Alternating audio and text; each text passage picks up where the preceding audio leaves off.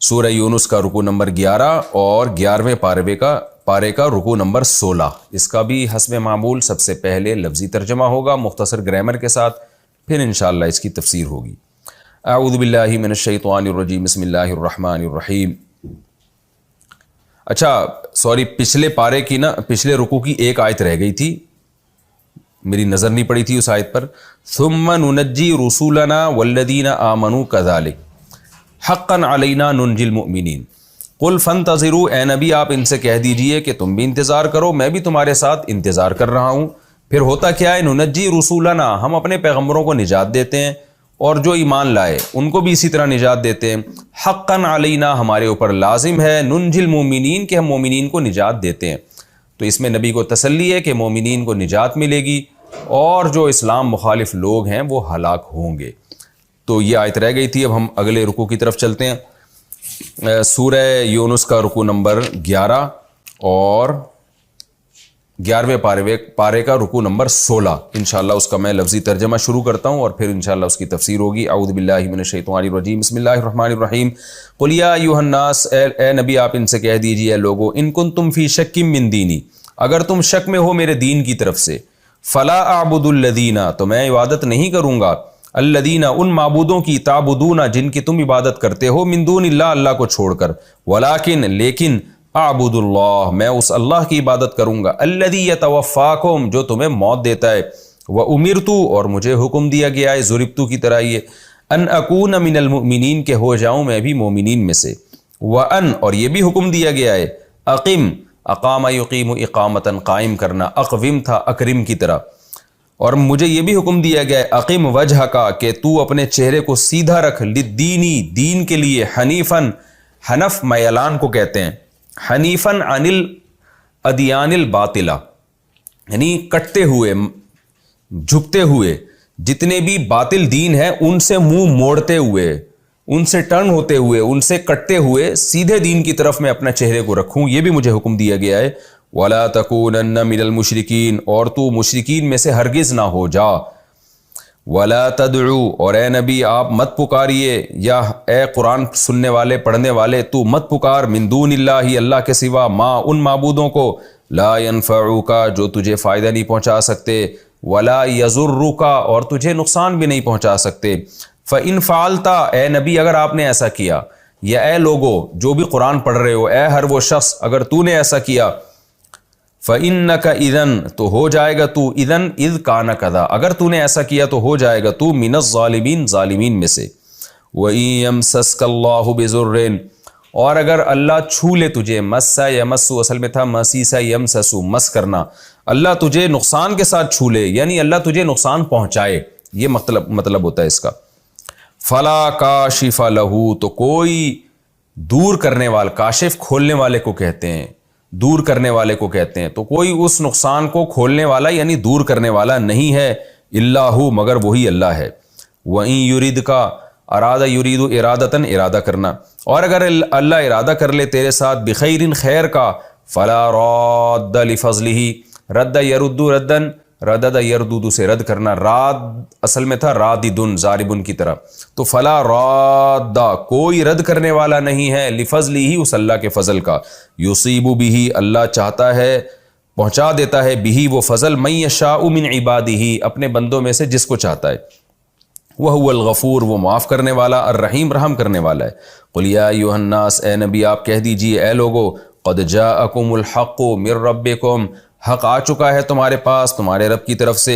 فَمَنِ اهْتَدَىٰ، پس جس نے ہدایت حاصل کی، فَإِنَّمَا يَهْتَدِي لِنَفْسِهِ، تو وہ ہدایت حاصل کر رہا ہے محض لِنَفْسِهِ، اپنے نفس کے لیے. یہ محض کا ترجمہ، صرف کا ترجمہ میں نے انما سے لگایا ہے. ومن ضل، اور جو گمراہ ہوگا، فإنما، تو وہ محض گمراہ ہوگا، یضل علیہا، وہ گمراہ ہوگا علیہا، اپنے ہی خلاف. وما انا علیکم بوکیل، اور میں تم پر نگہبان نہیں ہوں، یعنی نبی کو کہا جا رہا ہے کہ ان سے کہہ دیجئے. واتبع، اور اے نبی آپ اتباع کیجئے، ما یوحى الیک، اس وحی کی جو آپ کی طرف کی جا رہی ہے. واصبر، اور صبر سے کام لیجئے، حتی یحکم اللہ، یہاں تک کہ اللہ فیصلہ سنا دے یا فیصلہ کر دے. وَهُوَ خَيْرُ الْحَاكِمِينَ، اور وہ بہترین فیصلہ کرنے والا ہے۔ الرحمن الرحیم، سورہ یونس کا رکوع نمبر 11 یعنی آخری رکوع، اور 11ویں پارے کا رکوع نمبر 16۔ اس کا لفظی ترجمہ مختصر گرامر کے ساتھ پچھلے لیکچر میں ہو چکا ہے۔ میں نے کہا تھا کہ اگلے لیکچر میں انشاءاللہ اس کی تفسیر شروع کروں گا، تو ہم اس کی تفسیر شروع کرتے ہیں سورہ یونس کے آخری رکوع کی۔ اعوذ باللہ من الشیطان الرجیم، بسم اللہ الرحمن الرحیم۔ قل یا ایھا الناس ان کنتم فی شک من دینی فلا اعبد الذین تعبدون من دون اللہ۔ اے نبی، آپ لوگوں سے کہہ دیجئے، اے لوگو، اگر تم میرے دین کی طرف سے شک میں ہو تو میں ان معبودوں کی عبادت نہیں کروں گا اللہ کو چھوڑ کے تم جن کی عبادت کرتے ہو۔ چونکہ یہ سورہ یونس کا آخری رکوع ہے نا، گویا اس میں خلاصے کے طور پر ایک براءت کا اعلان کیا جا رہا ہے کہ اے نبی، آپ ان کو بتا دیجئے میں نے تمہیں توحید کے دلائل دے دیے، میں نے آخرت کے دلائل دے دیے، یونس علیہ السلام اور موسیٰ علیہ السلام کا واقعہ سنا دیا جو بالکل ان کتابوں آسمانی کتابوں میں بھی اسی طرح ہی ہے یہ، اور اہل کتاب سے بھی میری صداقت پوچھ سکتے ہو۔ اس کے باوجود بھی اگر تم مجھ پر ایمان نہیں لے کر آتے تو کسی کے ذہن میں یہ وہم پیدا ہو سکتا ہے کہ شاید میں اپنی دعوت سے پیچھے ہٹ جاؤں اور میں بھی تھوڑا تھوڑا تمہارے معبودوں کو ماننا شروع کر دوں۔ انسان کی نیچر ہے نا کہ جب آپ دلائل دیتے ہیں اور سامنے والا بالکل بھی نہیں مانتا تو نیچر ہے انسان کی، اس میں یہ وہم پیدا ہو جاتا ہے کہ شاید میں غلط ہوں۔ تو قرآن نبی کو حکم دے رہا ہے کہ آپ ان کو بتا دیجئے کہ تم یہ بات دماغ سے نکال دو کہ میں ان معبودوں کو پوجوں گا جن کی عبادت تم کرتے ہو، تو میں تمہارے اس دین سے بری ہوں۔ اے لوگو، اگر تم میرے دین کے بارے میں شک میں ہو کہ اسلام برحق ہے یا نہیں ہے تو یہ دماغ سے نکال دو کہ میں تمہارے معبودوں کی عبادت کروں گا۔ نہ نہ نہ، ان کے تو برحق ہونے کی کوئی دلیل ہی نہیں ہے۔ فلا اعبد الذین تعبدون من دون اللہ، میں عبادت نہیں کروں گا ان معبودوں کی جن کو تم اللہ کو چھوڑ کے جن کو تم پوجتے ہو۔ ولکن اعبد اللہ الذی یتوفاکم، لیکن میں تو اسی اللہ کی عبادت کروں گا جو تمہیں موت دیتا ہے، جس کے ہاتھ میں تصرفات ہیں۔ وَأُمِرْتُ أَنْ أَكُونَ مِنَ الْمُؤْمِنِينَ، اور مجھے یہ حکم دیا گیا ہے کہ میں ایمان والوں میں سے ہو جاؤں۔ مجھے جو آرڈر دیا ہے میں اس آرڈر کا پابند ہوں۔ پوری دنیا میں کوئی ایک شخص بھی ایمان نہ لے کر آئے میری دعوت پر، مگر میں اپنے دین اور اپنے نظریے پر ہمیشہ قائم رہوں گا۔ وَأَنْ أَقِمْ وَجْهَكَ لِلدِّينِ حَنِيفًا، اور مجھے یہ بھی آرڈر دیا گیا ہے، اقم وجہک، اے نبی آپ اپنے چہرے کو سیدھا رکھیں، للدین، دین کے لیے، حنیفہ، باطل دینوں سے منہ موڑ کے۔ مجھے حکم دیا گیا ٹوٹلی اے ٹو زیڈ اسلام کو فالو کرنا ہے میں نے، تو میں ذرہ برابر بھی تمہاری طرف مائل ہونے والا نہیں ہوں۔ یہ گویا اعلان کیا جا رہا ہے سورت کے آخر میں۔ وَلَا تَكُونَنَّ مِنَ الْمُشْرِكِينَ، اور اے نبی آپ نے ہرگز مشرکین میں سے نہیں ہونا۔ کسی صورت میں یہ اللہ کو قبول نہیں ہے کہ کمپرومائز کے لیے، جوڑ پیدا کرنے کے لیے، یا ان کی طرف سے جو آپ پر ظلم کیا جا رہا ہے، جو آپ پر سیاسی دباؤ یا جسمانی دباؤ یا کوئی بھی دباؤ، مینٹلی دباؤ، کوئی بھی آپ کے اوپر دباؤ ہے، تو یہ ہو ہی نہیں سکتا۔ لا تکونن میں نون تاکید کے لیے، ہرگز آپ کو شرک کرنے کی اجازت نہیں ہے۔ ولا تدعو من دون اللہ، اور اے محمد صلی اللہ علیہ وسلم آپ ان کو یہ بھی بتا دیں کہ حکم کیا ہے مجھے، کہ تو نے پکارنا نہیں ہے اللہ کے سوا ما لا ینفعک ولا یضرک، ان خداؤں کو جو نہ تجھے فائدہ پہنچا سکتے ہیں اور نہ تجھے نقصان پہنچا سکتے ہیں۔ یعنی یہ جو برات کا اعلان کیا جا رہا ہے یہ بھی بڑے مضبوط لہجے میں، کہ میں ان لچڑ خداؤں کو، ان پتھر سے بنے ہوئے جو خود بننے میں انسانوں کے محتاج ہیں، جو نہ نفع کے مالک ہیں نہ نقصان کے مالک ہیں، میں ان کو نہیں پکار سکتا۔ یعنی اس میں گویا یہ بھی اشارہ کر دیا کہ کہیں تم اس خوش فہمی میں نہ رہنا کہ میں تمہارے معبودوں کا انکار کر رہا ہوں اور صاف اعلان کر رہا ہوں کہ کسی صورت میں نے شرک نہیں کرنا، تو تمہیں یہ خوش فہمی ہو کہ شاید تمہارے خدا میرا کچھ بگاڑ دیں گے۔ تو نہ، میں ان خداؤں کو پکارتا ہی نہیں ہوں جو نہ نفع پہنچا سکتے ہیں اور نہ نقصان پہنچا سکتے ہیں۔ فَإِن فَعَلْتَ، اے پیغمبر اگر آپ نے ایسا کیا، فَإِنَّكَ إِذًا مِّنَ الظَّالِمِينَ، تو آپ بھی ظالمین میں سے ہو جائیں گے۔ یعنی یہ ساری باتیں ان کو بتا دیں تو یہ سمجھ جائیں گے کہ محمد صلی اللہ علیہ وسلم کو توحید کے معاملے میں اللہ کا حکم کتنے مضبوط طریقے سے دیا جا رہا ہے، لہذا محمد صلی اللہ علیہ وسلم اس بارے میں اپنی دعوت سے 1 انچ بھی پیچھے نہیں ہٹیں گے، اور باقی ہم پکاریں گے اللہ کو۔ کیوں؟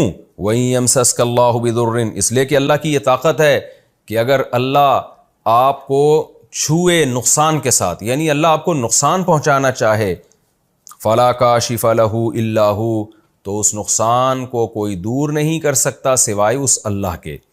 وَإِن يُرِدْكَ بِخَيْرٍ، اور اگر آپ کے ساتھ اللہ خیر کا ارادہ کر لے، فلا راد لفضلہ، تو اللہ کے فضل کو بھی کوئی لوٹانے والا نہیں ہے۔ تو یہ صورت کے آخر میں نبی کو اللہ پہ اعتماد اور توکل کی ترغیب بھی دی جا رہی ہے کہ ان کی مخالفتوں کی پرواہ نہ کریں، آپ توحید پہ قائم رہیں، نقصان اور نفع یہ اللہ کے ہاتھ میں ہے، یہ نہ مشرکین کے ہاتھ میں ہے، نہ ان کے معبودوں کے ہاتھ میں ہے۔ وَهُوَ الْغَفُورُ يُصِيبُ بِهِ مَن يَشَاءُ مِنْ عِبَادِهِ، اپنے بندوں میں سے جس کو چاہتا ہے یہ فضل پہنچا دیتا ہے۔ وَهُوَ الْغَفُورُ، اور وہ گناہوں کو معاف کرنے والا۔ کیا مطلب؟ ہم اس اللہ کو پکاریں گے کہ اگر ہم سے اس کی کوئی نافرمانی ہو جائے تو وہ اللہ تو رحیم بھی ہے، غفور بھی ہے، تو ایسے کو معبود بنانا، ایسے کو حاکم بنانا جو آپ پر رحم بھی کرنا جانتا ہو، رحم کا جذبہ بھی ہو اس میں، وہ زیادہ بہتر ہے بنسبت ایسوں کو کہ جو نہ غفور ہو نہ رحیم ہو، نہ ان کے پاس طاقت ہو۔ تو یعنی اللہ کی ایک محبت بھی پیدا کی جا رہی ہے دل کے اندر کہ وہ غفور بھی ہے، رحیم بھی ہے۔ قُلْ يَا أَيُّهَا النَّاسُ قَدْ جَاءَكُمُ الْحَقُّ مِنْ رَبِّكُمْ، اب اتمام حجت کے طور پر نبی کو حکم دیا جا رہا ہے کہ سورت کے آخر میں آپ یہ اعلان کر دیں کہ اے لوگو، تمہارے پاس تمہارے رب کی طرف سے حق آ چکا ہے۔ دیکھیں جب یہ آیتیں نازل ہو رہی تھیں نا، اس وقت ان آیتوں کی کیا ویلیو تھی، اس وقت کی انسانیت کو اندازہ ہے، آج ہمیں اندازہ نہیں ہو سکتا، اس لیے کہ ہم تو باپ دادا سے قرآن سنتے آ رہے ہیں، پڑھتے آ رہے ہیں، مسلم گھر میں ہم پیدا ہوئے، ہمارے سامنے دو نظریات اتنے واضح نہیں ہیں جتنے مشرکین مکہ کے سامنے تھے۔ تو ان کو بتایا جا رہا ہے کہ اب یہ تمہاری باپ دادا کی رسومات، روم اور فارس والے کیا کر رہے ہیں، کلچر کیا کر رہا ہے، کیا کہہ رہا ہے، یہ سب چیزیں اٹھا کے ایک طرف رکھ دو، تمہارے پاس تمہارے رب کی طرف سے حق آ چکا ہے۔ میں کل کسی غیر مسلم کا واقعہ سن رہا تھا جس میں وہ اسلام قبول کر لیا اس نے، نو مسلم، انگریز ہے، اس نے اپنی کارگزاری میں لکھا کہ میں جب غیر مسلم تھا نا تو بھی میں مسلمانوں کے کانفیڈنس سے بہت متاثر ہوتا تھا کہ دنیا میں کسی مذہب کے فالوورز، کسی مذہب کے ماننے والوں میں اپنے مذہب کے سچا ہونے کے بارے میں اتنا کانفیڈنس نہیں ہوتا جتنا مسلمانوں میں ہے۔ یعنی اس نے کہا میرا جب بھی مسلمانوں سے واسطہ پڑا، بات چیت ہوئی، تو ان کو کانفیڈنس بہت ہوتا ہے کہ بہت کانفیڈنٹ ہوتے ہیں وہ کہ ہمارا مذہب بالکل درست ہے۔ تو کہہ رہے اس بات نے بھی مجھے بہت اٹریکٹ کیا کہ یار ان کے پاس کیا ایسی چیز ہے کہ یہ اپنے آپ کو 100% درست سمجھتے ہیں، یعنی اسلام کو۔ تو یہ بھی ایک بات ہے، جو آدمی حق پر ہوتا ہے نا، اس کے پاس دلائل ہوتے ہیں، نیچر کو وہ راستہ اپیل کرتا ہے، تو وہ حق پرست لوگ اپنے دعوے پر مضبوط بہت ہوتے ہیں۔ کچھ لوگ تو ضد ہٹ دھرمی میں غلط چیز پہ مضبوط ہوتے ہیں، لیکن کچھ لوگ اس لیے اس پر مضبوط ہوتے ہیں کہ وہ غلط ہوتی نہیں ہے۔ تو یہاں بھی آپ دیکھیں کہ چند لوگ ایمان لے کر آئے تھے، پوری زمین، پوری دنیا ایک طرف، تین ہی مذاہب تھے، یہود، عیسائی اور مشرکین، جو بڑے مذاہب تھے دنیا میں۔ پھر مشرکین کی 20 قسمیں تھیں، یہود بھی تحریف شدہ مذہب کے قائل تھے، عیسائیت میں بھی شرک آ چکا تھا۔ تو ایسے موقع پہ کیسے زبردست طریقے سے اعلان کیا جا رہا ہے اور یا ایھا الناس کے الفاظ استعمال کیے جا رہے ہیں۔ آپ مکہ میں ہیں لیکن آپ پوری دنیا کے انسانوں کو خطاب کر کے کہہ رہے ہیں کہ حق تمہارے پاس آ چکا ہے۔ اس وقت کوئی کہہ سکتا تھا نا کہ آپ نہ لکھنا جانتے ہیں، نہ پڑھنا جانتے ہیں، مکہ کی ایک چھوٹی سی وادی میں آپ پیدا ہوئے، تھوڑی سی آبادی ہے اس کی جو ویسے بھی پوری دنیا سے کٹی ہوئی ہے، اور آپ دعوے اتنے بڑے کر رہے ہیں۔ تو ظاہر ہے ایسے ماحول میں اتنا بڑا دعویٰ وہی کر سکتا ہے جس کو اپنے برحق ہونے کا 100% یقین ہو۔ تو قرآن یہ دعوے اس وقت کر رہا ہے جب پورا قرآن کیا 1/3 قرآن بھی نازل نہیں ہوا تھا۔ قُلْ يَا أَيُّهَا النَّاسُ، اے نبی آپ لوگوں سے کہہ دیجئے سورت کے آخر میں، قَدْ جَاءَكُمُ الْحَقُّ مِنْ رَبِّكُمْ، تمہارے رب کی طرف سے حق آ چکا ہے، میری طرف سے نہیں، اس کائنات کو بنانے والے کی طرف سے۔ فَمَنِ اهْتَدَىٰ، لہذا جو ہدایت حاصل کرے گا، اس سے گائیڈنس لے گا، اس کی رہنمائی میں سیدھے راستے پہ چلے گا، فَإِنَّمَا يَهْتَدِي لِنَفْسِهِ، تو وہ اپنے ہی فائدے کے لیے چلے گا، وہ میرا کوئی فائدہ نہیں ہے اس میں، مجھے نہ اس کی اجرت چاہیے، نہ اس پہ کوئی کمیشن چاہیے، یہ تمہارے اپنے فائدے کی بات میں کر رہا ہوں۔ وَمَنْ ضَلَّ، اور جو گمراہ ہوگا، تو اگر وہ بے وقوف یہ سمجھتا ہے کہ گمراہ ہونے سے اسلام کا نقصان ہو جائے گا، یا محمد صلی اللہ علیہ وسلم کا نقصان ہو جائے گا، یا اللہ کا نقصان ہو جائے گا، تو وہ بھی پرلے درجے کا بے وقوف ہے۔ کیوں؟ فَإِنَّمَا يَضِلُّ عَلَيْهَا، وہ اپنے ہی خلاف گمراہ ہو رہا ہے، کیونکہ جب سیدھا راستہ آ جائے تو جو سیدھے ٹریک پہ چلے گا منزل تک پہنچے گا، جو نہیں چلے گا تو برباد ہو جائے گا۔ وَمَا أَنَا عَلَيْكُمْ بِوَكِيلٍ، اور میں تم پر نگہبان نہیں ہوں، یعنی میری ذمہ داری پیغام پہنچانا ہے۔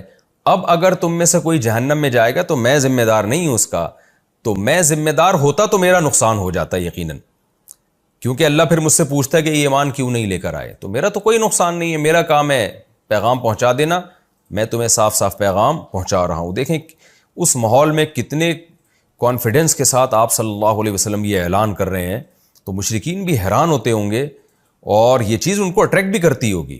اور آج اللہ نے ثابت کر دیا، اللہ نے نبی صلی اللہ علیہ وسلم کے اس اعلان کو، یا ایھا الناس کو، پوری دنیا کے تمام انسانوں تک پہنچا دیا۔ آج پوری دنیا میں قرآن پڑھا جاتا ہے، سنا جاتا ہے، غیر مسلموں کو بھی ان آیات کے بارے میں علم ہے کہ کیسے قرآن نے ساری انسانیت سے خطاب کیا ہے۔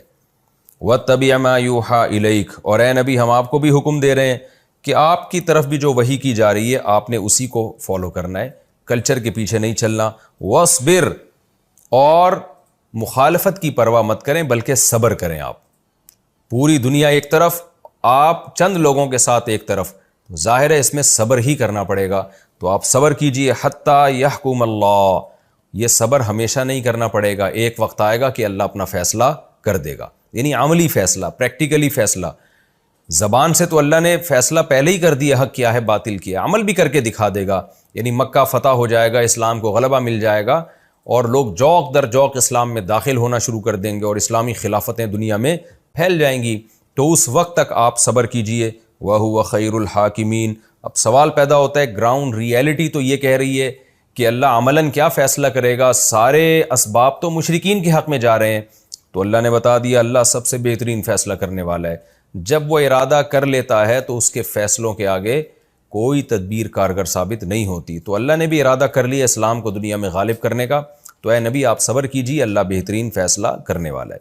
یہ جی سورہ یونس کا آخری رکوع ختم ہوا، بہت مختصر رکوع تھا اور اس میں خلاصہ ہی تھا، دو ہی باتیں ہیں اس میں، کہ ایک تو نبی کو حکم دیا جا رہا ہے کہ اے نبی آپ ان سے کہہ دیجئے کہ تم اگر ایمان نہیں لاتے تو اس خوش فہمی میں مت رہنا کہ میں تمہاری طرف تھوڑا سا جھک جاؤں گا، ایسا نہیں ہو سکتا، میں شرک کا راستہ اختیار نہیں کروں گا، میں اسی خدا کی مان کے چلوں گا جس کے پاس تمام تر اختیارات ہیں، وہ نفع پہنچانا چاہے تو کوئی روک نہیں سکتا، نقصان پہنچانا چاہے تو بھی کوئی روک نہیں سکتا۔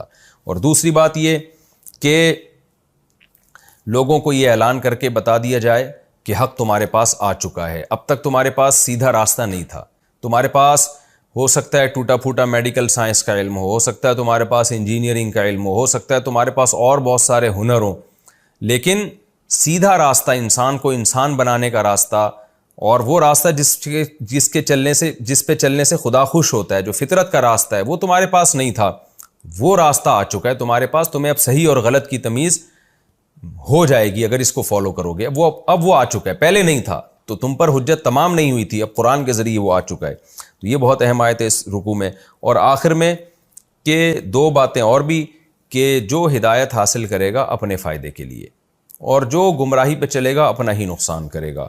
اور اللہ کے نبی کو تو حکم دیا جا رہا ہے کہ آپ نے تبلیغ کا کام کرتے رہنا ہے اور اسی قرآن کو فالو کرنا ہے جو آپ پہ نازل ہو رہا ہے، اور صبر کرنا ہے آپ نے، ایک دن آئے گا کہ اللہ فیصلہ کر دے گا اور پھر آپ کو صبر کی اس کیفیت سے اللہ تعالیٰ نکال دے گا، یعنی وہ مصائب نہیں رہیں گے جو اب ہو رہے ہیں۔ اللہ تعالیٰ ہمیں